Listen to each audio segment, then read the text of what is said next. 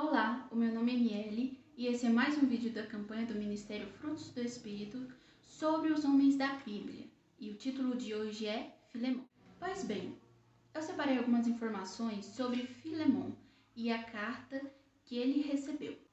É o 18º livro do Novo Testamento na sequência em que a Bíblia está. É a menor epístola escrita por Paulo, com 1 capítulo e 25 versículos. Essa carta possui um conteúdo diferente das demais cartas de Paulo, já que as antigas e anteriores eram cartas sobre exortação, sobre aconselhamento, sobre saudação às igrejas. A carta de Filemon é uma carta direcionada exatamente para Filemon sobre um indivíduo e sobre Paulo, essa relação entre eles. E a carta de Filemon foi escrita na prisão, ou de Roma ou Éfeso. Os historiadores não sabem dizer em qual das duas cidades Paulo estava quando escreveu esta carta. Mas quem é Filemon?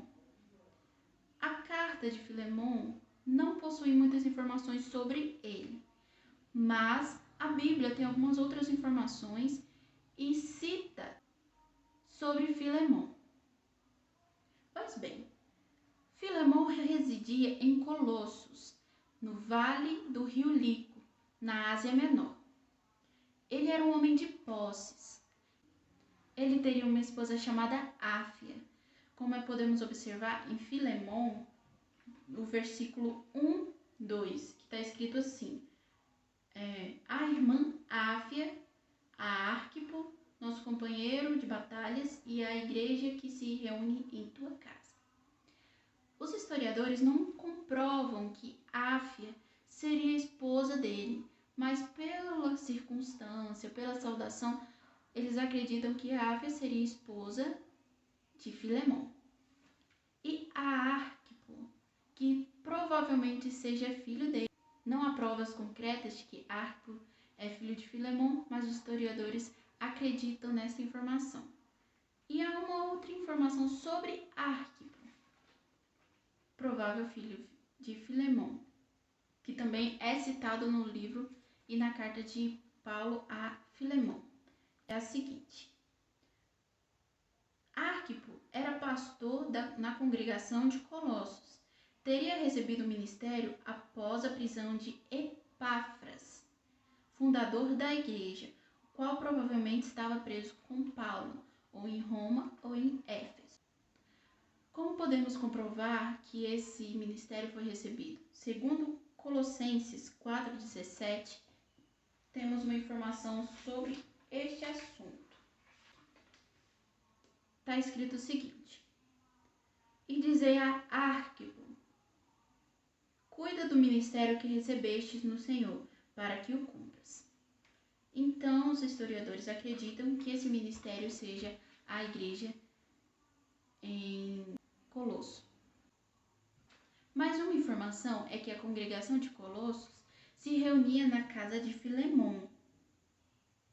E outra é que Paulo provavelmente é pai na fé de Filemon, Onésimo e Paulo.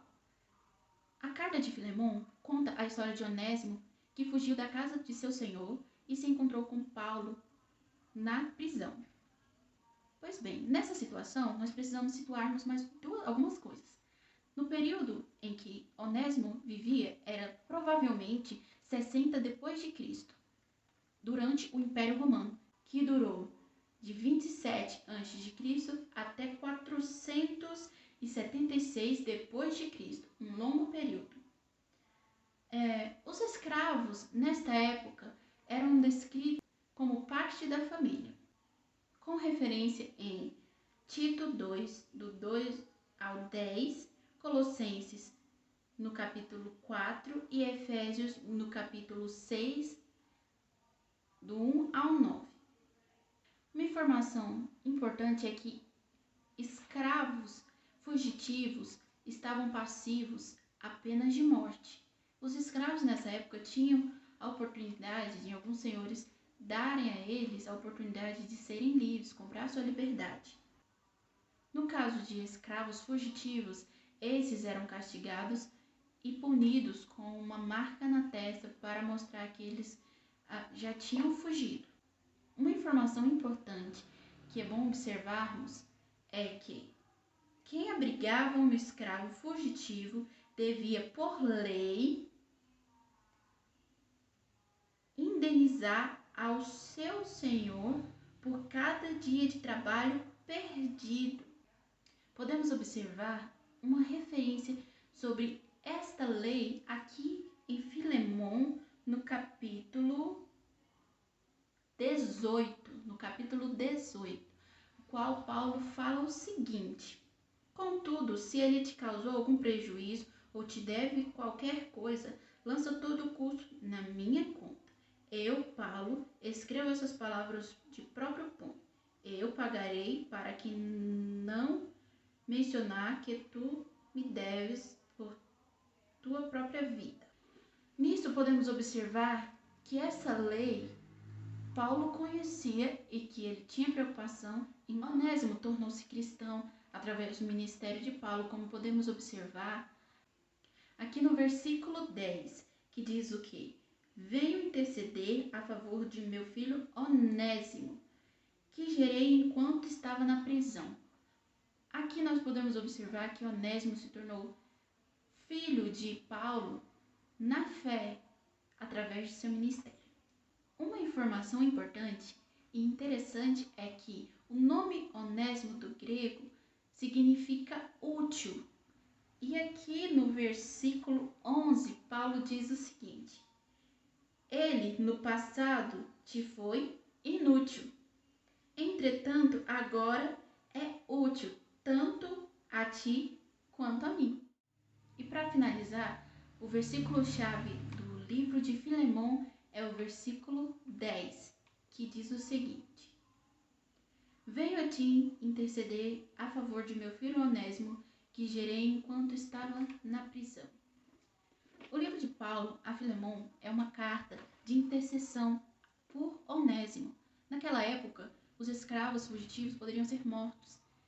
E Paulo conheceu, transformou e começou a amar Onésimo, que era um fugitivo da fazenda de Filemon. Entretanto, como podemos observar na leitura, Filemon abrigava a igreja de Colossos. E Paulo usou uma linguagem mais pessoalizada, mais voltada para o amor, diferente das outras cartas de exortação que ele escreveu. Ele levava uma mensagem de redenção e de perdão. Paulo mostrou que agora Onésimo era um deles e que toda a igreja deveria recebê-lo de braços abertos, deveria recebê-lo como irmão. Isso nos mostra que Deus, em sua infinita graça, olha para todas as pessoas, independente de divisões que a sociedade impõe a nós. Ele sempre olhará para todas as pessoas em suas almas. Qualquer coração quebrantado que ir até ele, ele diz que de maneira nenhuma ele lançará fora. E essa foi a palavra sobre a carta de Filemon. Que Deus abençoe você e que você possa ter crescido em conhecimento através dessa palavra. A paz do Senhor. Graças a Deus. Ai, meu pezinho. 21 minutos.